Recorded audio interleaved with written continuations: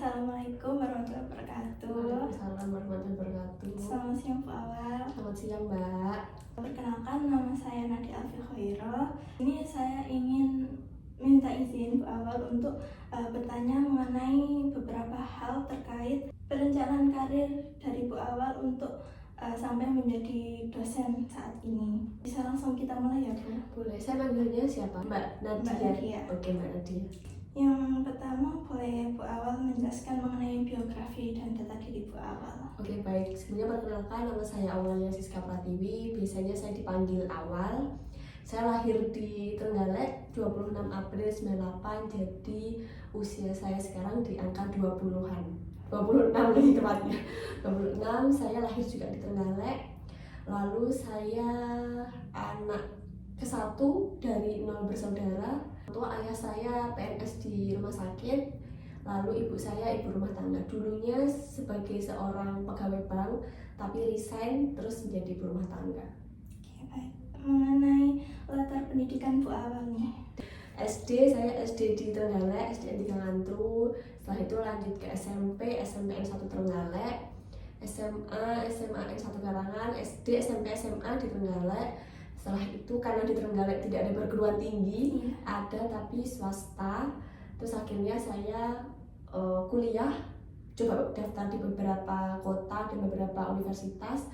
Akhirnya kecantolnya di sini, rezekinya di sini di UM. S1-nya Bimbingan dan Konseling Universitas Negeri Malang di tahun 2016, lulus di tahun 2020. Setelah itu saya berhenti setahun mencoba untuk mencari pekerjaan, tapi belum rezeki. Setelah itu saya melanjutkan sekolah S2 di jurusan dan juga kampus yang sama, yaitu di Departemen Bimbingan dan Konseling Universitas Negeri Malang tahun 2021 dan lulus di tahun 2022. Alhamdulillahnya lulusnya 3 semester gitu. Seberapa lama sih Bu Awal ini sudah menjalani profesi sebagai dosen di sini? Kalau lamanya baru kok Mbak, di bulan Juli 2024. Jadi belum ada setahun, belum ada 6 bulan malah. Lalu apa sih pertimbangan Bu Awal memilih profesi sebagai dosen? Kalau saya tarik mundur mulai dari saya kecil, karena ayah saya latar belakangnya di PNS di rumah sakit, tapi bukan dokter ya Mbak, sebagai pegawai rumah sakit. Pasti seorang anak kecil yang diperlihatkan mulai dari dokter, lalu suntik, infus dan lain sebagainya. Ketika saya pulang sekolah gitu, pasti kalau ayah saya belum selesai kerja dibawa ke rumah sakit. Jadi pandangan saya pengen jadi dokter. Tapi seiring berjalannya waktu, mulai dari darah, terus yang berkaitan dengan manusia lah Mbak, resikonya amat sangat besar karena berkaitannya dengan nyawa. Sebenarnya semua pekerjaan memiliki resiko, tapi ketika saya memilih untuk menjadi dokter, rasanya resiko itu tidak bisa saya terima. Mulai dari SMP, SMA nih mulai mikir mau kuliah kemana. Awalnya saya dulu pengen ke psikologi, tapi karena saya dibesarkan di daerah Trenggalek yang dimana notabene di sana itu tidak ada atau belum ada mungkin ya, belum ada psikolog yang mempunyai klinik sendiri kayak di kota-kota besar kayak Malang, Surabaya kan sudah ada yang berdiri sendiri. Terus akhirnya saya berkomunikasi dengan ayah dan ibu saya, gimana kalau saya ngambil psikologi. Sebenarnya orang tua saya itu membebaskan mau memilih apapun, tapi mereka memberi pertimbangan. Kalaupun nanti saya kembali ke kota Trenggalek, kira-kira psikologi ini istilahnya laku nggak ya untuk dijual? Setelah saya pertimbangkan benar, karena di Trenggalek itu kota kecil, daerah kecil yang mungkin awam mungkin ya pada saat itu berkaitan dengan psikolog. Akhirnya apa ya yang memper? Akhirnya saya memilih untuk bimbingan dan konseling karena nggak ada hitung-hitungannya, juga mungkin hampir selaras dengan psikologi, hanya saja bidangnya di pendidikan. Bu Awal tadi kan S1 dan S2-nya itu di UM. Lalu bagaimana kayak memutuskan akhirnya jadi dosennya di sini saja? Sebelum saya melamar di sini, setelah saya lulus S1 2020 itu kan musimnya Covid ya Mbak. Musimnya Covid, saya mencoba untuk melamar ke berbagai lowongan yang kira-kira bisa nih untuk jurusan saya. Mulai dari ke sekolah, mulai dari di kantor, mulai dari swasta dan lain sebagainya. Tapi belum rezeki menjadi seorang guru atau lain sebagainya di tahun 2020 sampai tahun 2021. Akhirnya Setelah itu saya mempertimbangkan karena saya pengen jadi dosen Mbak, karena melihat Bapak Ibu ketika saya kuliah S1 banyak role model yang saya potret menjadi seorang dosen sepertinya menyenangkan, dan ternyata setelah saya tekuni ia menyenangkan. Setelah itu 2021 saya sekolah lagi di S2 akhirnya sampai sekarang. Sebelum saya menjadi seorang dosen di sini, saya sudah melamar juga Mbak setelah lulus S2, melamar ke berbagai perguruan tinggi, bahkan ke sekolah pun juga saya masuki, tapi belum rezekinya juga di situ. Dan kebetulan di kampus sendiri membuka, akhirnya coba saya masukkan dan alhamdulillahnya lolos. Hal-hal positif apa saja sih yang Bu Awal dapat dari profesi sebagai dosen? Mulai dari rekannya ya Mbak ya, karena bertemu Bapak Ibu yang sudah senior, terus pengalamannya yang luar biasa. Saya sebagai junior sangat amat dibantu oleh para Bapak Ibu semuanya.